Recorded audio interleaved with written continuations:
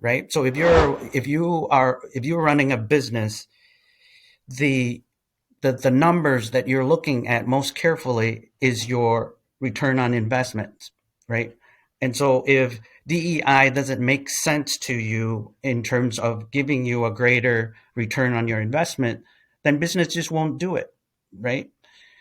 And for us, we look at the DEI as a practical approach in how to develop a cultural norm within that organization or within that team to maximize our return on investment, right? And so diversity is not about the skin color. Some of it is, but it's more about the lived experiences that people, your team members, bring to the table.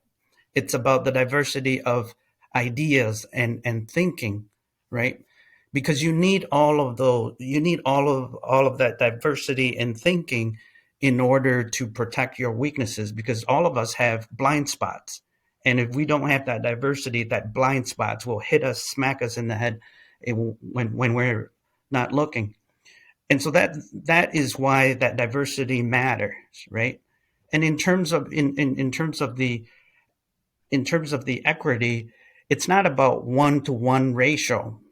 It's about, from a Christian background, it's about take what you need and give what you can.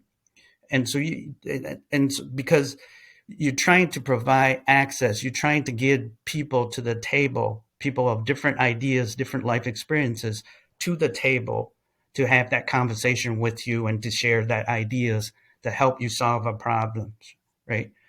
And then the inclusion part is important because you want to acknowledge and listen to all different perspectives, because that give you the ability to gain clarity to solve your problems or to put things in context.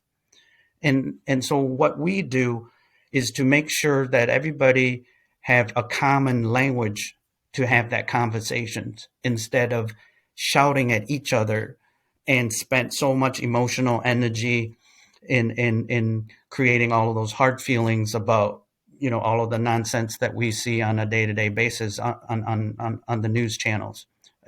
I think people have to pause long enough to reflect on why DEI matters, and to create a common language to have that conversations and move beyond these shouting match. Because if you run any type of organization, big or small, if you can't have your team having a civil conversation, you're not going to go very far. You're not going to solve too many problems.